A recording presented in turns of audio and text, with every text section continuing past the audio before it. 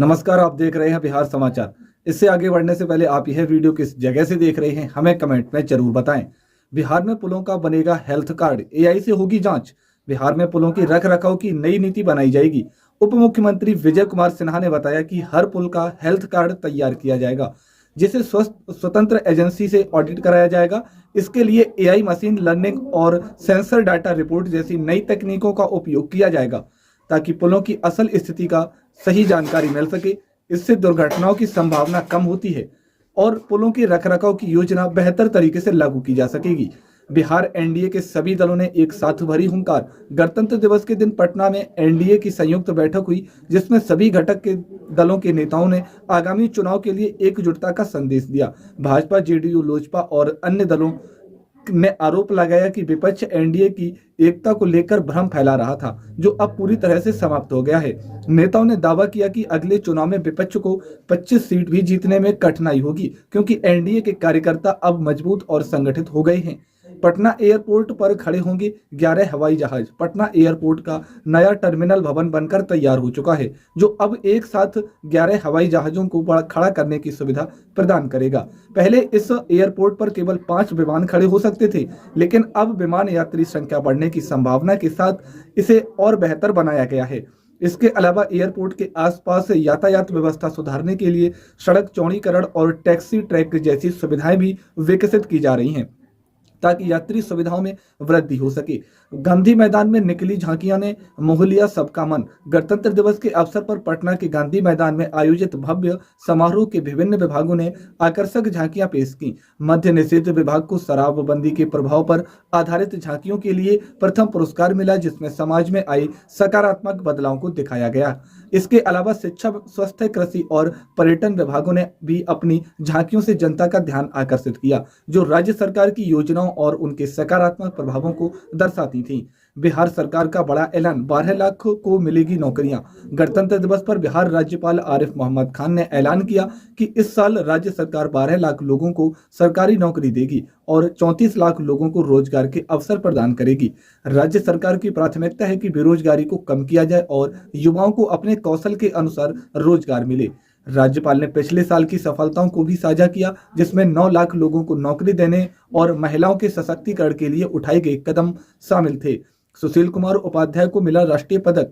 BSF के उप commandant Sushil Kumar Upadhyay को गणतंत्र दिवस 2025 के अवसर पर राष्ट्रपति द्रौपदी मुर्मू द्वारा राष्ट्रपति पदक से सम्मानित किया गया। यह सम्मान उनकी कर्तव्य निष्ठा, समर्पण और लंबे समय से चल रही सेवा के लिए दिया गया है। वे बिहार के रोहतास जिले के दरिहत क्षेत्र में मोढ़ा गांव के रहने वाले हैं और बीएसएफ में 1987 सेवा दे रही हैं।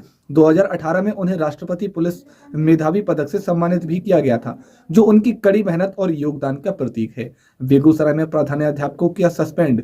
बेगूसराय के उत्क्रमित माध्यमिक विद्यालय में एक प्रधानाध्यापिका प्रगति कुमारी और पर आरोप है कि उन्होंने बोर्ड की प्रैक्टिकल परीक्षा में छात्रों से पैसे लिए थे।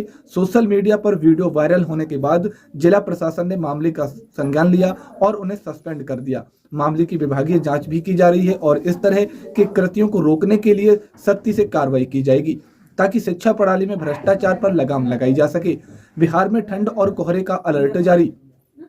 अधिकारियों को सख्त निर्देश दिए कि लंबित मामलों को शीघ्र समाधान किया जाए। जिलाधिकारी ने विशेष रूप से 75 दिन से अधिक समय से लंबित राजस्व मामलों को प्राथमिकता पर निपटाने के लिए कहा। उन्होंने अतिक्रमण मामलों की स्थिति पर भी चिंता व्यक्त की और अधिकारियों को निर्देश दिया कि वे जल्द से जल्द इन मामलों का निष्पादन करें, ताकि जनता को राहत मिल सके। बिहार में आईपीएस अधिकारियों को जमा करना होगा संपत्ति ब्यौरा। बिहार कैडर के सभी आईपीएस अधिकारियों को अपनी अचल संपत्ति का ब्यौरा 31 जनवरी तक ऑनलाइन जमा करने का आदेश दिया गया है। अब तक 123 अधिकारियों ने ब्यौरा जमा किया है, जबकि बाकी अधिकारी को जल्द इसे पूरा करने के निर्देश दिए गए हैं। इस ब्यौरे का मकसद अधिकारियों की संपत्ति की पारदर्शिता और निगरानी सुनिश्चित करना है, ताकि यह सुनिश्चित किया जा सके कि वे किसी भी गलत तरीके से संपत्ति नहीं जमा कर रहे हैं और उनके कार्य सही हैं। आरा में खुलेगा बॉक्सिंग का आवासीय एकलव्य सेंटर। 11 अप्रैल से आरा का बड़ा प्रखंड में सबलपुर गंगोली गांव के पास बॉक्सिंग का आवासीय एकलव्य सेंटर शुरू होगा। इस सेंटर के माध्यम से भोजपुर के बॉक्सिंग खिलाड़ियों की सभी सुविधाएं प्रदान की जाएंगी, जिसमें रहन सहन, भोजन, चिकित्सा और उच्च स्तरीय प्रशिक्षण शामिल है। बिहार राज्य खेल प्राधिकरण के प्रमुख रविंद्र शंकरन ने इस योजना की घोषणा की और कहा कि इस सेंटर में ओलंपिक पदक विजेता मुक्केबाज विजेंद्र सिंह भी खिलाड़ियों को प्रशिक्षण देंगे। विजेंद्र सिंह ने पटना में खिलाड़ियों से मिलकर उन्हें उत्साहित किया और प्रशिक्षण के दौरान कठिन मेहनत की अहमियत समझाई। साथ ही यह भी कहा कि बॉक्सिंग के अलावा खिलाड़ियों को अपनी शिक्षा और स्वास्थ्य का ध्यान भी रखना चाहिए। कटिहार के सीनियर डिप्टी कलेक्टर हुए निलंबन। कटिहार के senior deputy collector Avinesh Kumar को विभागीय अनुशासनहीनता के कारण निलंबित कर दिया गया है। उन्होंने 2023 में अवकाश लिया था, लेकिन जब उनका अवकाश खत्म हुआ तो उन्होंने बिना स्वीकृति के 1 महीने और अवकाश ले लिया और ऑफिस नहीं लौटे। इसके बावजूद उन्होंने इस पर कोई उचित स्पष्टीकरण भी नहीं दिया। सामान्य प्रशासन विभाग ने जांच के बाद उन्हें अनुशासनहीनता और कर्तव्यहीनता का दोषी पाया और निलंबन की कार्रवाई की। इस निर्णय का उद्देश्य सरकारी कर्मचारियों के बीच अनुशासन और जिम्मेदारी की अहमियत को बढ़ाना है। नेशनल गेम्स में पदक जीतने वाले बिहार के खिलाड़ियों को मिलेगी नौकरी। 38वें नेशनल गेम्स में बिहार के खिलाड़ियों के लिए एक खुशखबरी आई है, क्योंकि इस बार पदक जीतने वाले खिलाड़ियों को सरकारी नौकरी दी जाएगी। बिहार की 150 खिलाड़ियों की टीम विभिन्न खेलों में हिस्सा लेगी, जो अब तक की सबसे बड़ी टीम है। खिलाड़ियों को पटना और राजगीर में प्रशिक्षण शिविरों के माध्यम से तैयार किया गया है, जहां अनुभवी प्रशिक्षकों से उन्हें अपनी क्षमताओं की और निखारने का अवसर मिला। खेल मंत्री सुरेंद्र महतो और अन्य अधिकारियों के खिलाड़ियों को शुभकामनाएं दी और उम्मीद जताई कि बिहार आने वाले समय में खेल जगत में एक अहम स्थान बनाएगा। स्वच्छता पर 15 के बाद शहरवासी ऑनलाइन दे सकेंगे अपनी राय। स्वच्छता सर्वे 2024 के तहत पटना नगर निगम ने इस बार फीडबैक प्राप्त करने के लिए ऑनलाइन प्रणाली को अपनाया है।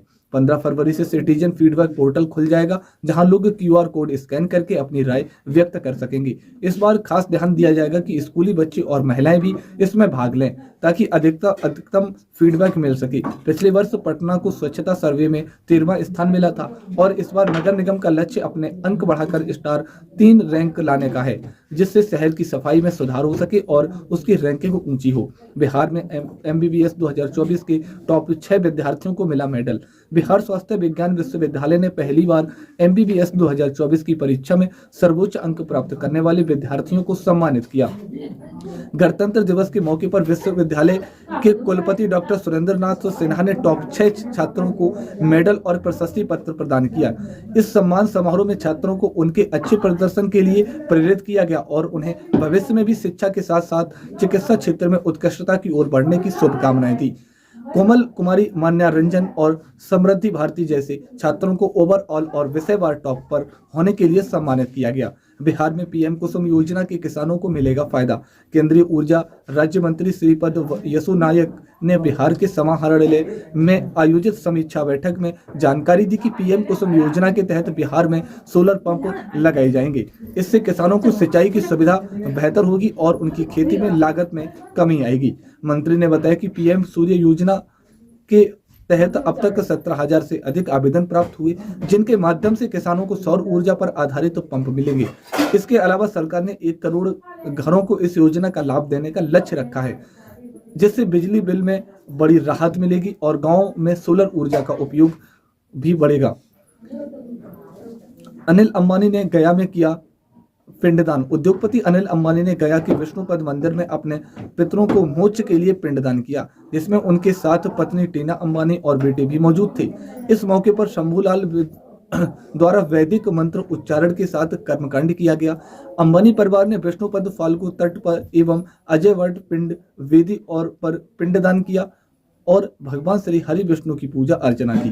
पिंडदान के इस धार्मिक आयोजन के बाद अंबानी परिवार ने गहरी श्रद्धा और भक्ति के साथ पारंपरिक कर्मकांड पूरा किया। बिहार में PM सूर्य पर घर योजना से 300 यूनिट फ्री मिलेगी बिजली।